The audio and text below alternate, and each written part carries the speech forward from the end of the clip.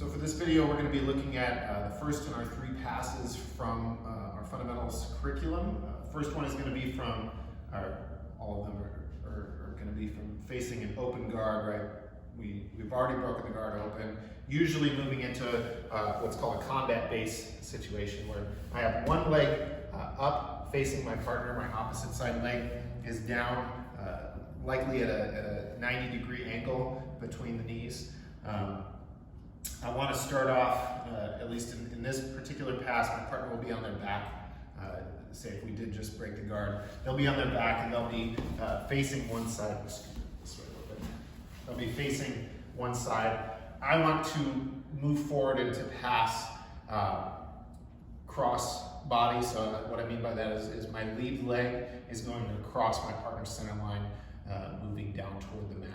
Right. Our arms here are going to do 2 specific things. One is going to be looking for a control, a pin on the hip. The other is going to be looking for a controlling pin on our partner's knee. Right. We need to keep the space between the knees open so that we can enter into it and pass through them.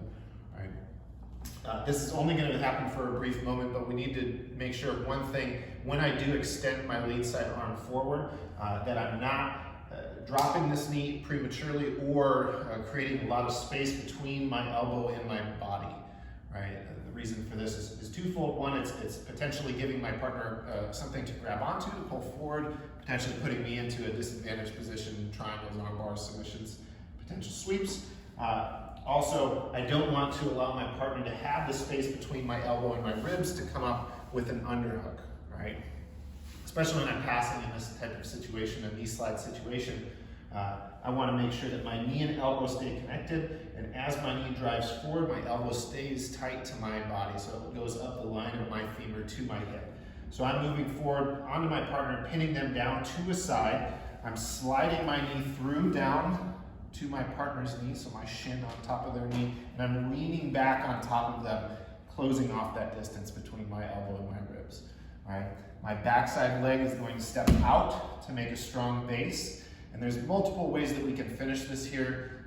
First way that we usually like to show in the fundamentals is using our head as the impetus to get our partner's far shoulder to the mat, using our partner's head though. Right, so when I step this out, I'm going to lower my level down. I'm going to use the back of my head against my partner's face, right, extending my far side underhook, and then opening up the space between my bottom knee and my head.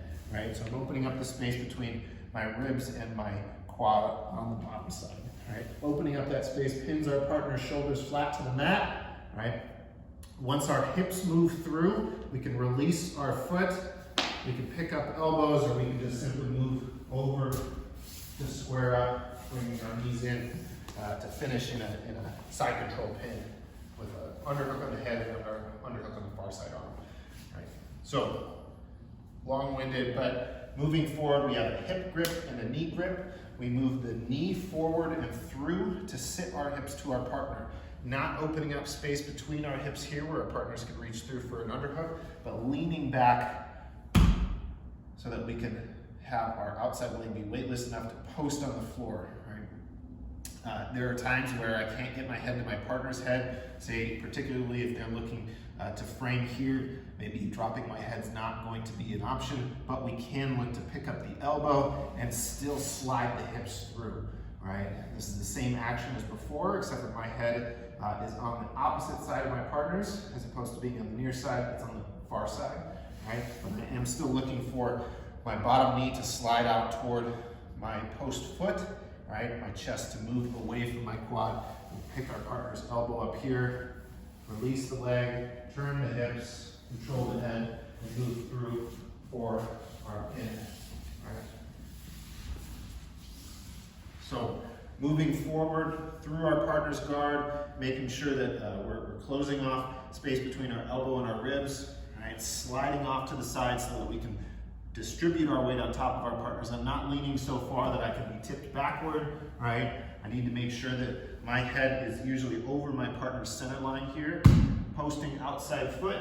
Dropping our head to the inside of our partner's head, and then sliding through, or potentially picking up an elbow and sliding through as well. Big chest, hips low to the floor, not settling our weight down and away from our partner where they can shrimp away from us.